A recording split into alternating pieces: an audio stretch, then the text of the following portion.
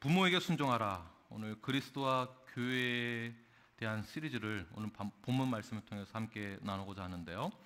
오늘 말씀 이미 했던 것이기 때문에 다시 안 하고 넘어가려고 하다 보니까 흐름상 이 본문을 다시 해야 되겠다라고 판단했기 때문에 오늘 다시 똑같은 말씀을 전하기로 결정하였습니다. 오늘 말씀 부모를 순종하라입니다. 부모를 순종하라, 그리고 부모에게 공경하라. 아주 간단 명료한 그러한 명령입니다. 간단하면서도 이상하게 지키기 어렵고 힘이 드는 것이 바로 오늘 본문의 내용이고 명령이기도 하죠. 아내는 남편에게 복종하고 남편은 아내 사랑하기를 예수님이 교회를 사랑하셨던 것처럼 사랑해야 하는 것. 그 다음 무엇입니까? 오늘 본문의 말씀이죠.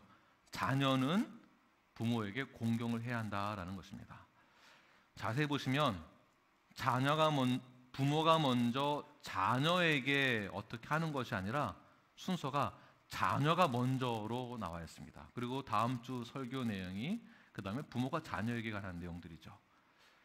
어떻게 보면은 내리사랑이라고 부모가 자녀에게 먼저 해야 될 것이 성경 말씀에서 먼저 등장해야 될 것 같은데, 오늘 이상하게도 자녀가 부모에게 어떻게 해야 하는지에 대해서 말씀하고 있는 것에 대해서 집중해 보시기 바랍니다. 왜 먼저 나왔을까요? 왜? 오늘 본문 2절 보게 되면 10계명 중에 5번째 계명과 똑같은 말씀을 사도 바울이 인용하여서 말씀하고 있는데요. 오늘 본문 2절 말씀 함께 읽겠습니다. 시작. 내 아버지 어머니를 공경하라. 이것은 약속에 있는 첫 계명이니. 약속에 있는 첫 계명이다라고 말씀하고 있습니다. 이 말은 하나님과 우리와의 1대1의 관계에 있어서의 계명, 그 다음에 인간과 인간 사이에서의 대인관계에서의 지켜야 될 계명 중에 첫 번째라는 것이죠. 이 말씀은 신명기 말씀을 인용한 것인데요. 신명기 5장 16절 말씀 함께 읽겠습니다. 시작. 너는 내 하나님 여호와께서 명령한 대로 내 부모를 공경하라. 그리하면 내 하나님 여호와가 내게 준 땅에서 내 생명이 길고 복을 누리리라. 아멘. 보십시오. 3절 한번 보세요. 3절. 오늘 본문의 3절. 이로써 내가 잘되고 어떻게 해요? 땅에서 장수하리라. 네, 이 본문의 말씀은 신명기 말씀과 출애굽기 말씀을 인용한 것입니다. 부모를 공경하면 잘된다, 장수한다. 믿으십니까? 네, 이것이 하나님의 약속입니다. 자, 그렇다면 오늘 본문에서 3절은 부모 공경을 잘하면 이 땅에서 장수한다, 잘 된다라는 것이에요. 이것이 하나님의 약속이다라고 말씀하고 있는데, 자세히 보시면 신명기 말씀 보시면 어떻게 말씀하고 있습니까? 내게 준 땅에서 내 생명이 길고 복을 누린다. 내게 준 땅, 약속의 땅을 말하는 것이죠. 다시 오늘 본문 말씀을 새롭게 적용해 본다면은 이로써 3절, 이로써 내가 잘되고, 그 땅이 지금 이 땅이 아니라 어느 땅일까요? 약속의 땅에서, 가로 열고 약속의 땅에서 장수하리라라는 말씀인 것입니다. 물론 우리가 부모님 공경하고 가정이 화목하면 당연히 이 세상에서도 좋은 열매가 있을 것이고 복을 누리게 될 것입니다. 그러나 근본적인 것은 약속의 땅에서 장수한다는 큰 축복을 의미하고 있는 것입니다. 그리스도와 교회를 우리 전 말씀 구절을 보게 되면 부부와의 관계를 동일시시킴으로 하나님의 나라를 설명하고 있는 것처럼, 오늘 본문에서는 부모와 자녀와의 성경적인 관계와 질서를 통해서 하나님의 약속의 땅을 설명하고자 하는 것이죠. 그래서 그리스도와 교회, 그 다음에 오늘 본문인 부모와 자녀의 관계에 대해서 말씀하고자 하는 것입니다. 오늘 본문에서 말하고 있는 부모를 공경하라, 좀 더 구체적으로 나누어 보도록 하겠습니다. 십계명에서는 하나님과의 관계된 계명 이후에 수평적인 관계에서 첫 번째 계명이, 예를 들면 살인하지 말라, 간음하지 말라, 도둑질하지 말라가 먼저 나와야 될 것 같은데, 수평적인 관계에 있어서의 첫 번째 계명이 이 살인하지 말라가 아니라 무엇입니까? 부모를 공경하라가 먼저 나왔습니다. 이것이 우리가 집중적으로 살펴보아야 될 부분입니다. 왜 부모를 공경하라가 첫 번째 계명으로 나왔을까요? 왜 부모를 공경하라고 하는 것일까요? 기본적으로 하나님께서는 우리가 하나님처럼 거룩하게 되기를 원하십니다. 하나님의 성품을 담기를 원하신다는 것이에요. 그러니까 저와 여러분 모두가 하나님이 우리를 보실 때 거룩해지기를 원한다는 것입니다. 레위기 19장 2절 보게 되면 우리 함께 읽겠습니다. 시작. 너희도 거룩하라. 이는 나 여호와 너희 하나님이 거룩함이니. 다른 말로 내가 거룩하니 너도 거룩할지어다. 똑같은 말이겠죠. 거룩해라. 그리고 너희도 거룩해질 수 있어 라는 말입니다. 그리고 거룩해지려면 이렇게 하면 돼 라는 그 구절이 바로 3절 말씀에 나오겠죠. 2절 다음에 3절. 3절 보게 되면 거룩해지려면 이렇게 해야 하는데 이렇게 해야 한다는 그 답이 3절에서 이렇게 말씀하고 있습니다. 너희 각 사람은 부모를 경외하고.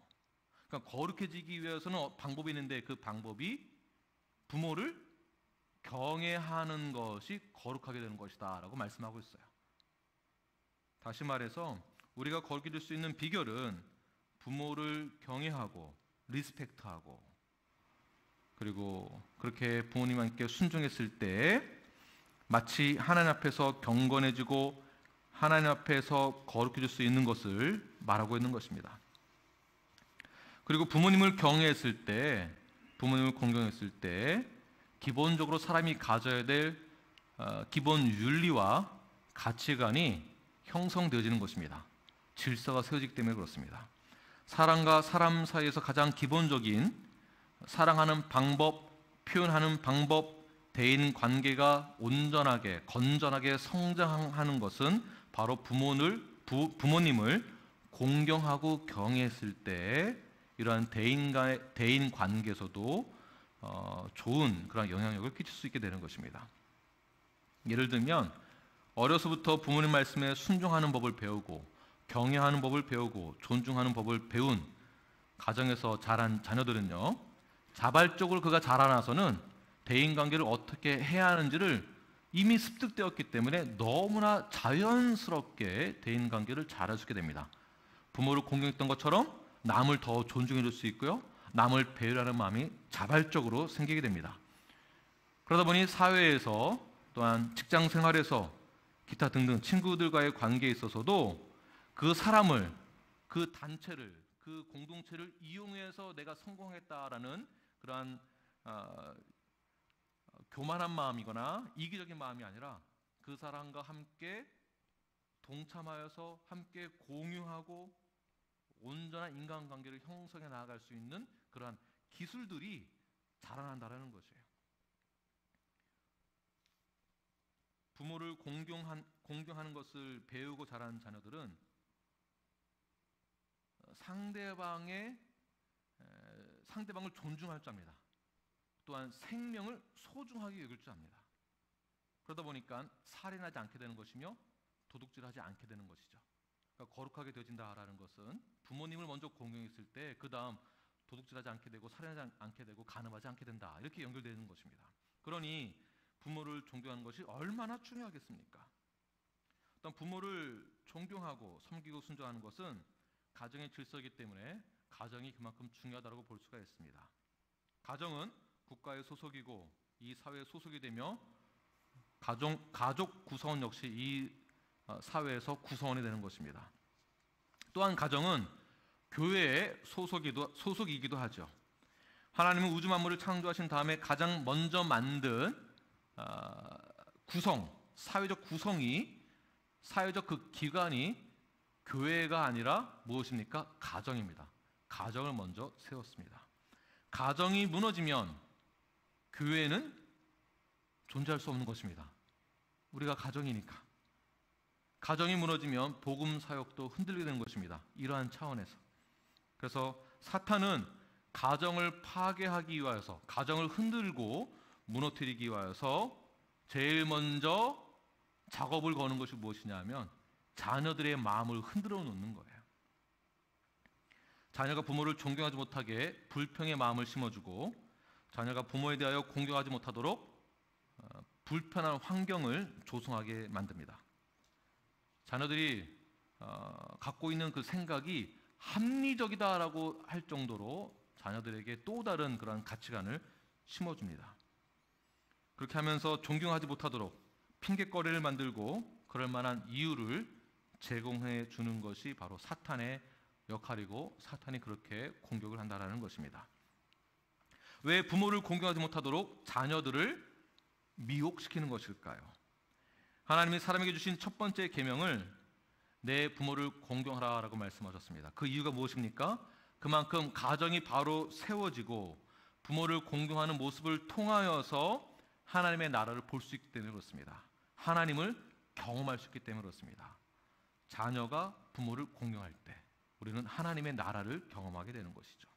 또한 부모의 권위에 순종함으로써 당연히 하나님의 권위에 순종할 수 있는 것까지 배우게 되는 것입니다. 자, 부모라는 것은 하나님의 대리자입니다. 자녀는 부모에게 하나님의 대리자이기 때문에 순종해야 하는 것이며 그 권위에 합당하게 공경하고 따라야 하는 것이죠.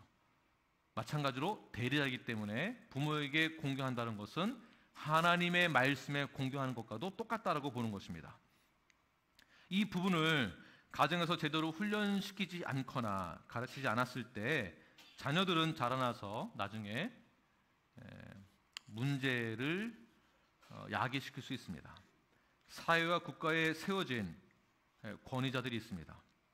언젠가는 직장에서 상사를 만나게 됩니다. 언젠가는 자신에게 지시할 또 다른 매니저나 그 윗사람을 만나게 될 것이죠. 언젠가는 어느 곳에 소속되어져서 그에 맞는 합당한 권위에 순종해야 될 때가 왔을 때, 그때 부모를 공경하는 것을 잘 배우지 않았다고 한다면 분명히 그 단체에서, 그 공간에서 문제가 생기게 될 것입니다. 학교에서는 선생님과 갈등이 생기게 되고, 교회에서는 누구와 갈등이 생기게 될까요? 교회에서는 목사와 갈등이 생기게 될 것이며, 직장에서는 누가 갈등이 생길까요? 직장 상사와 갈등이 생기게 됩니다. 국가적으로는 권세자들이 있습니다. 권세자들에게도 심각한 갈등을 겪게 됩니다. 반대로 어떤 사람이 직장에서 갈등을 많이 일으킬까요? 네, 가정을 보면 안다라는 것이에요. 가정에서 자녀들이 부모에게 어떻게 하는지를 보면 직장에서도 어떻게 하는지 알 수 있다는 것입니다. 부모에게 순종하고 부모를 공경하고 부모를 존경하는지 확인을 해보면 어떠한지를 알 수 있다는 것이에요. 국가의 법을 가볍게 여기면서 범죄를 많이 일으키는 사람, 어떤 사람입니까? 결국 성경적인 교육을 받지 못한 자들이, 부모에게 공경하지 못한 자들이 오히려 더 많은 죄를 범하는 것을, 확률적으로 높다는 것을 알 수가 있습니다. 그러므로 성경에서 말하는 것은 부모를 공경하라부터 모든 것이 부모를 공경하라부터 시작되는 것입니다. 그렇다면 어떻게 하는 것이 부모를 공경하는 것일까요? 자녀분들은 잘 들으시길 바랍니다. 또는 자녀가 없거나 다 키우신 분들도 잘 들으시길 바랍니다. 이것을 잘 적용하셔서 자녀된 우리들이 참된 부모인 하나님에게 어떻게 해야 하는지를 여기서 적용을 잘 하셔야 됩니다. 자, 어떻게 공경해야 하는 것일까요? 공경하다의 뜻 무엇입니까? 기억나시나요? 네, 기억나시나요? 안 나시는 게 참 다행인 것 같습니다. 공경하다의 원어의 뜻이 무엇이냐면 받들어 모시다. 네, 받들어 모신다라는 뜻이 있어요. 받들어 모신다. 공경하다가 무엇이라고요? 받들어 모신다. 받들어 모신다라는, 받들어 모시다의 또 원어의 뜻이 무엇이냐면 무겁다라는 뜻이 있습니다. 무겁다. 왜 무겁다고 하냐면 부모의 권위와 위엄과 영광이 너무나 크고 질량적으로도 무겁기 때문에, 그만큼 크기 때문에 무거워서 우리가 받들어 모셔야 한다라는 것이에요. 부모의 위엄과 영광과 권위가 엄청 크다라는 것입니다. 그만큼 공경할 만큼 받들어 모셔야 된다. 왜냐하면 부모의 위엄과 영광과 권위가 크기 때문에. 자, 위엄과 영광, 이 사람에게 쓰여지는 게 이게 조금 양심에 좀 걸리는 것 같아요. 그러시죠? 근데 왜 부모의 위엄과 영광이라는 이런 단어를 사용했을까요? 하나님이 특별히 부모님을 하나님의 대리자로 삼으셨는데, 하나님의 대리자이기 때문에 하나님께서는 부모에게 하나님 다음으로 가장 큰 위엄과 권위와 영광을 허락해 주셨습니다. 그 대리자인 부모 밑에서 자녀들이 생명의 연장이 이어지게 되는 것이며 부모로부터 보호를 받고 자라나게 됩니다. 부모에게 교육을 받도록 하나님이 허락해 주신 것이죠. 하나님의 위엄과 영광과 권위를 하나님의 대리자인 부모에게 주셨다라는 것이에요. 이 권위와 위엄, 영광이 그만큼 무겁기 때문에 자녀들은 당연히 부모님을 존중하고 그에 맞는 합당하게 맞는 그러한 공경과 존경을 해야 하는 것이죠. 자, 공경하다, 경외한다, 존경하다의 또 원어의 뜻이 있습니다. 이 원어는 카베드라는 이 단어를 사용했는데요. 물론 한국말로는 경외하다라는 이 단어가 그냥 같은 단어로 여러 번 사용했지만 카베드라는 단어는 딱 4번 사용했습니다. 공경하다, 경외하다, 그다음에 존경하다. 이것은 하나님에게만 사용되는 단어인데요. 카베드라는 단어가 4번 사용됐을 때 2번은 하나님에게 사용되었고 나머지 2번은 부모님에게 사용됐습니다. 다시 말씀드리겠습니다. 하나님에게 사용되어진 단어가 하나님에게만 사용되어진 단어가 인간에게도 사용되어지는데 유일하게 부모에게만 사용되어졌다는 것이에요. 부모에게만. 우리가 부모님을 공경할 때 마치 어떻게 되겠습니까? 하나님을 대하듯이, 주님을 대하듯이 부모님의 위엄과 권위의 엄청난 무게에 맞게끔 우리가 존경을 하고 공경을 해야 합니다. 아멘을 하셔야 됩니다. 네. 부모님에게 말을 할 때에도, 부모님에게 행동을 할 때에도 그 권위에 맞게끔 행동하는 것이죠. 다시 한번 더 강조하겠습니다. 하나님에게 사용된 경외하다, 공경하다 이 단어는 사람에게 사용된 것은 오직 부모님밖에 없습니다.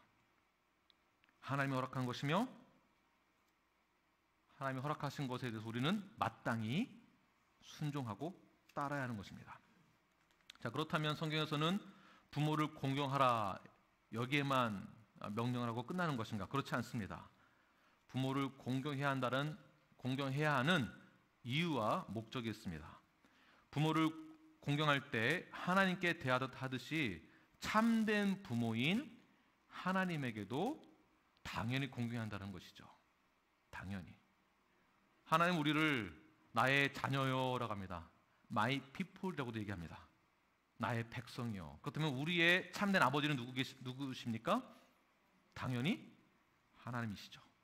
하나님의 위엄과 권위와 영광에 우리는 공경하며 존경하며 경외해야 하는 것입니다.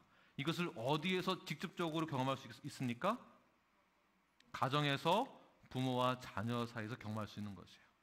부모와 자녀 사이의 관계를 통하여서 하나님께 우리가 어떻게 해야 할지를 구체적으로 알 수 있고 경험할 수 있다는 것입니다. 그래서 자녀와 부모와의 관계는 하나님을 경험할 수 있는 것이며 하나님을 볼 수 있는 거룩한 장소가 되는 것입니다. 그 하나님은 어떠한 분이십니까? 존귀와 영광과 엄청난 무게를 가지고 계신 그 하나님은 어떠한 분이십니까? 하나님의 주권, 영원하신 분이시며 처음과 마지막이시며 전지하시며 전능하시며 모든 것을 아시며 모든 것에 능력이 되시며 변치 않으시는 하나님, 그런 하나님 우리가 어찌 공경하지 않을 수 있겠습니까? 지난주 말씀과 이어서 다시 한번 전해드린다면 우리에게 가정과 부모를 허락하신 것 또한 하나님을 더욱더 알기 위함인 것이며 부부의 관계도 허락하신 것 역시 하나님을 알 수 있는 것이며 자녀들은 부모를 공경하는 것 마치 하나님을 대하듯 하는 것을 통하여서 우리는 하나님을 알 수 있게 되는 것입니다. 그러므로 하나님의 영광과 위엄과 권위에 우리는 순종하며 경외를 해야 하는 것입니다. 하나님을 더욱더 존귀히 여기시고 그분의 영광과 권위와 위엄을 높이시며 하나님이 어떠한 분이신지를 아시는 저와 여러분이 되길 간절히 축원합니다. 자, 그렇다면 좀 더 구체적으로 부모를 공경할 때 어떻게 공경해야 되겠는가, 좀 더 구체적으로 나눠 보도록 하겠습니다. 첫 번째, 부모님에게 순종하시길 바랍니다. 우리 본문 1절 말씀 함께 읽겠습니다. 시작. 자녀들아, 주 안에서 너희 부모에게 순종하라. 이것이 옳으니라. 자, 이것이 옳다라는 말은 순종하는 것이 합당하다라는 것이에요. 합당하다. 반드시 해야 된다. 순종하는 것이 합당하다. 예수님도 인간 부모 밑에서 성인이 되기 전까지 부모님 말씀에 순종하였습니다. 그리고 성인이 된 다음 12세가 성인이 되는데요. 성인이 되었을 때 스토리를 다 아시니까 결론을 얘기하겠습니다. 예수님께서 12세가 되던 해에 예루살렘에 내려가셔서 강론을 하고 있었을 때 예수님이 부모님과 함께 다시 쫓아가지 않으시고 부모님은 역시 예수님이 따라온지도 모른 채 길을 가다가 뒤를 돌아보니까 예수님이 보이지 않는 거예요. 그래서 어디 갔나 걱정하는 마음에 다시 예루살렘을 가게 되는데요. 거기서 예수님이 강론을 하고 있었습니다. 그래서 어머니가 여기서 뭐 하고 있느냐, 어떻게 된 거냐 걱정하는 마음으로 말을 하니까 예수님이 뭐라고 말씀하십니까? 내가 여기 있어야 될 줄을 알지 못하느냐. 무슨 말입니까? 부모님의 무지함을 얘기하는 거죠. 부모님의 무지함에 대해서 지금 지적을 하는 것이에요. 그런데 예수님이 부모님의 영적인 무지함, 예수님이 어떠한 분이신지 모르는 것에 대한, 어떠한지에 대한 무지함, 성경적인 무지함에 대해서도 꾸짖기도 하셨지만 결국 부모님 말씀에 순종하여서 같이 다시 올라가게 됩니다. 지금 말하고자 하는 것은 무엇이냐면 부모님이 나이가 들어서 이해력이 부족하고 판단력이 흐려지고 나의 생각과 다르고 나의 의견이 다르다라고 해서 부모님에게 순종하지 않고 오히려 부모님에게 부당하게 대하거나 고집을 부리거나 완악하게 하거나 반항해서는 안 된다라는 것입니다. 신명기 21장 18절 말씀 우리 함께 읽겠습니다. 시작. 사람에게 완악하고 패역한 아들이 있어 그의 아버지의 말이나 그 어머니의 말을 순종하지 아니하고 부모가 징계하여도 순종하지 아니하거든. 제가 이 말을 우리식으로 좀 표현해서 바꿔서 이야기해 보겠습니다. 자녀들이 힘이 없고 어리고 연약할 때는 아무래도 부모님에게 의존을 하게 되죠. 그런데 아이가 자라나고 몸이 커지고 키가 자라고 힘이 세지고 지식이 많아지고 그러다 보니까 부모님이 나보다 힘이 없네, 나보다 아는 게 더 없네, 그러니까 모르네. 그러다 보면 자녀들이 부모님에게 함부로 대하거나 소리를 지르거나 아빠는 모르면 좀 가만히 좀 있어요 라고 말을 한다거나 엄마가 뭘 한다 그래 라고 말을 한다거나 더 악한 경우에는 부모의 말에 거역하여서 오히려 젊은 청년의 힘을 이용하여 부모를 힘으로 제압하거나 폭행하는 경우가 있어서는 결코 안 된다는 것입니다. 만약 이런 경우가 있을 경우에는 어떻게 해야 되는가? 21장 21절 말씀 함께 읽겠습니다. 시작. 그 성읍의 모든 사람들이 그를 돌로 쳐 죽일지니 이같이 내가 너희 중에서 악을 제하라. 그리하면 악을 제하라. 자, 어떻게 말씀하고 있습니까? 돌로 쳐 죽여라. 자녀가 부모의 말을 안 듣는다. 그러면 성경에서 말하기를 뭐라고 말하고 있습니까? 네. 원선생님 자녀들이 말을 잘 안 듣나요? 어떻게 될까요? 이거 어떻게 되나 이거 이 문제를 말 안 들었어. 이리 와 돌 가져와. 이럴 부모는 없죠. 없습니다. 여기서 말하고자 하는 것은 무슨 뜻이냐면 그만큼 부모를 존경해야 되는 것에 대해서 강조하는 거예요. 부모가 어떻게 자기 친자식을 돌로 쳐 죽일 수 있겠습니까? 그런 부모는 단 한 사람도 없습니다. 부모의 말을 거역하고 존경하지 않는 것이 그만큼 큰 죄라는 거예요. 돌로 쳐서 죽이는 그러한 이 율법적인 이러한 판결은 아주 심각한 죄를 지었을 때 돌로 쳐 죽이거든요. 간음을 했다든지 기타 등등 있었을 때 돌로 쳐 죽입니다. 그만큼 부모의 말을 거역하는 것도 그 정도로 무서운 죄를 짓는 거다라고 동일시 여기는 것을 볼 수 있다는 것이에요. 부모 역시 하나님과 깊은 관계이기 때문에 부모는 하나님의 대리자이기 때문에 만약 부모에게 반항을 하고 위협적인 행동을 하고 순종하지 않는다면 그러한 공격과 행동은 마치 하나님이 나에게 하는 것과도 같은 것이다 라는 말이에요. 부모를 때리거나 욕하거나 저주하는 것은 아주 무서운 죄라는 것 잊지 마십시오. 가끔 자녀들이 친구들끼리 만나서 부모에 대해 흉을 보는 경우가 있습니다. 또는 부모에 대해서 지적을 하면서 욕을 하는 경우도 있습니다. 모두 자녀가 되신 여러분들 잘 들으십시오. 절대로 친구들과의 관계 가운데, 교제 가운데에서 부모님 욕을 하는 것은 마치 누구에게 욕을 하는 것과도 같습니까? 하나님에게 하는 것과도 같은 것이에요. 자, 부모의 흉을 본다? 그러면 하나님의 흉을 보는 것과도 같은 것이다 라고 보는 것입니다. 심각한 죄라는 것이에요. 아니 그럼 부모가 자녀에게 함부로 해도 되나요? 막 때려도 되나요? 우리를 억압하고 때리고 폭행하는 부모 밑에서 우리가 어떻게 살 수 있겠습니까? 그런 부모 밑에서 우리가 어떻게 순종하면서 그 부모를 존경할 수 있을까요? 목사님 그 말이 안 돼요. 그 말도 안 되는 거고 이 말씀은 시대적으로도 맞지 않는 거예요가 아니라 1절 말씀 보게 되면 한번 보십시오. 자녀들아, 그 다음 뭡니까? 주 안에서 너희 부모에게 순종하라예요.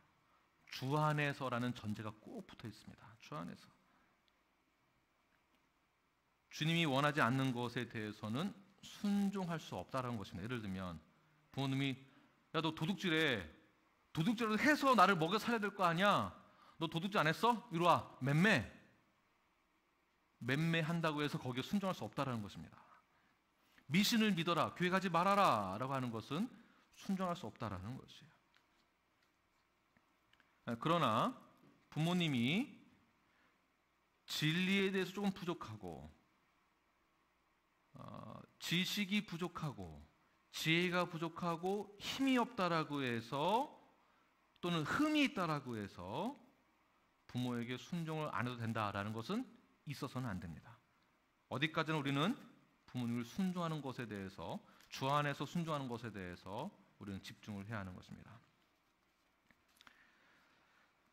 두 번째는 부모님을 공경하는 방법은 존경을 해야 됩니다. 존경하라. 존경하다라는 것은 허물을 덮어주는 것을 말합니다. 한번 따라해 보겠습니다. 허물을 덮어주라. 부모님의 허물을 덮어주시길 바랍니다.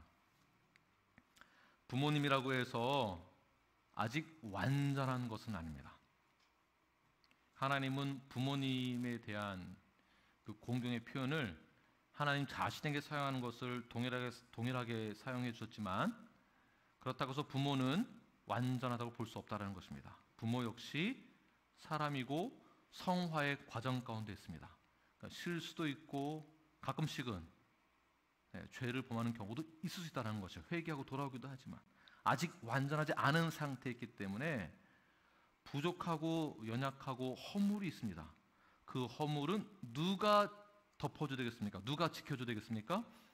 자녀가 덮어주는 거예요. 그래서 그렇다고 해서 죄를 덮어두고 넘어가자라는 것은 아니에요. 죄는 드러나야 됩니다. 그래야 상처가 드러나서 치유가 되듯이 죄는 드러나야 하는 것이죠. 죄에 대해서는 회개를 해야 하는 것입니다. 죄를 보고 넘어가자는 얘기가 아닙니다. 허물을 덮어주라는 것입니다. 노아의 방주 사건을 잘 아실 것입니다. 방주 사건 이후에 술에 취해 있는 아버지를 보고 한 자녀는 그 모습을 보고 벌거벗은 모습을 보고 뒤에 가서 형제들에게 따다다다 했죠. 아버지 봐라 이랬대 저랬대. 그러나 두 자녀는 어떻게 했습니까? 뒷걸음질 쳐서 가서 보지도 않고 그리고 덮어줬죠. 뒷걸음질 쳐서 그러니까 허물을 보지도 않았다라는 것이에요. 아버지의 모습을, 허물을 아예 보지도 않았다. 부모님의 허물을 이야기해서도 안 되며 보지도 마십시오. 오히려 은혜가 더 안 됩니다. 이 자리에 며느리 되시는 분 한번 손들어 보십시오. 며느리도 마찬가지예요. 며느리도 시어머니의 허물을 친구들이나 교회에서 말해서는 안 됩니다. 허물을 말해서는 안 되는 거예요. 사위는 장인어른의 허물을 말하고 다녀서는 안 됩니다. 부모님이니까. 자녀는 부모님들의 허물을 발설해서는 안 됩니다. 덮어주고 존경하는 것입니다. 자, 마지막으로 공경하다라고 했을 때 구체적으로 공경하다라는 것은 보답하는 것입니다. 보답하다. 자, 보답하다는 것을 repay를 말하는 것인데요. repaying. 디모데전서 5장 4절 말씀을 함께 읽겠습니다. 시작.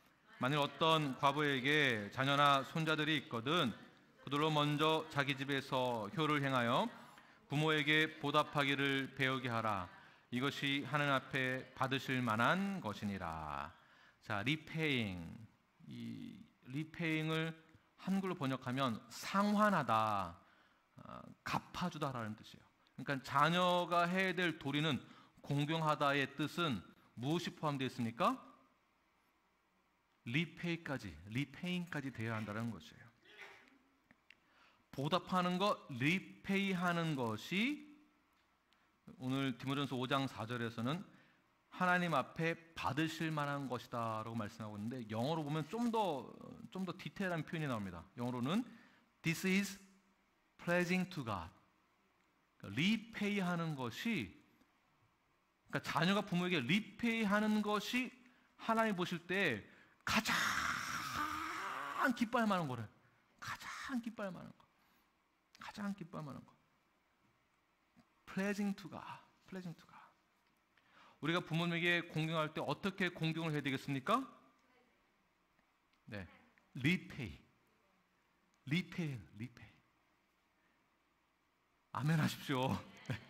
repay 하기 싫으세요? 하나님이 가장 기뻐하시는 거 하길 원하시죠? 하나님이 가장 기뻐하실 만한 거 무엇입니까? 부모님에게 repay 하는 거.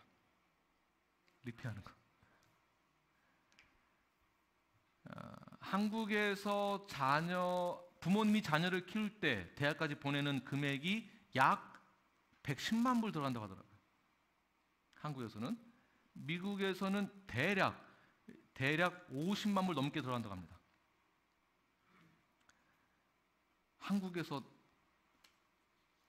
잘하는 사람들 좀 더 힘들겠네요. 네. 자, 이 말은 무엇입니까? repay. 원서는 어떻게 해야 될까요? 부모님에게. 유학까지 왔으니까 더 많아졌겠네. 110만 불, 50만 불. 어떻게 해야 될까요? 부모님에게 repay 하는 것이겠죠. 하나님은 부모님을 통하여서 우리의 자녀의 생명이 태어나게 하셨습니다.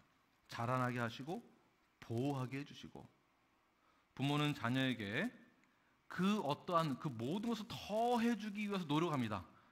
못 해주는 게 있을까 봐서도 더 많이 노력을 하는데도 그래도 자녀들의 입장에서는 부족한 게 더 많다고 하죠. 많이 해줬음에도 불구하고 자녀들은 부족하다고 그래요. 그럼에도 불구하고 자녀들은 부모에게 repay 할 때에는 싫어하거나 억지로 하거나 아까워하는 마음으로 repay 하는 것이 아니라 적극적으로 능동적으로 repay를 해야 하는 것입니다. 이것이 옳은 것이며 합당한 것이며 하나님이 기뻐하실 것입니다. 부모는 자녀를 위해서라면은 죽음까지도 각오하고 우리를 키우셨어요. 마치 누구처럼? 예수님처럼. 그러니 당연히 저희들 최선을 다해서 기쁜 마음으로, 감사하는 마음으로 repay를 해야 하는 것입니다. 공경하다라는 뜻 안에는 무엇이 포함되어 있습니까? repay까지 포함되어 있는 거예요. 공경하다, 내 존경할게요, 순종할게요 해서 그치는 것이 아니라 공경하는 것은 repay까지 가야 공경이 완성되는 것입니다. 여전히 부모님은 자녀를 위해서라면 목숨까지도 바칠 각오가 되어 있습니다. 여전히. 왜 그렇습니까? 하나님의 대리자이기 때문에. 그분이 나의 어머니시고 그분이 우리의 아버지가 되십니다. 우리가 어찌 리페이를 하지 않을 수 있겠습니까? 또는 물질적인 것뿐만이 아니라 부모님에게 대해서는 정서적으로 안전할 수 있도록 우리가 보장을 해드리라는 것이죠. 정서적으로 안전하게, 물질적으로도 안전하게. 이것이 성경적인 것이며 당연한 것입니다. 제가 부모님의 말씀에 순종하고 공경하는 것, 더 나아가 리페이까지 해야 하는데 저 역시 이 말씀에 100% 순종하고자 하나 노력하고 있으나 잘 되지 않는 것에 대해서 저도 굉장히 마음이 아픕니다. 그러나 성경에서 말하고 있는 것은 지속적으로 이 리페이까지를 요구하고 있습니다. 우리 모든 자녀 되신 여러분들, 부모님을 공경할 때 공경을 어떻게 해야 하는지를 깨달아서 실질적으로 가정으로 돌아가셔서 부모님을 공경하시고 실제로 적용하시길 바랍니다. 그것을 통해서 우리는 하나님을 경험하게 될 것이며 하나님을 보게 될 것입니다. 하나님의 나라를 경험하게 될 것입니다. 성경적으로 부모님을 공경하며 나아가시는, 그리하여서 하나님의 온전한 나라를 경험하시는 저와 여러분이 되길 간절히 축원합니다. 기도하겠습니다.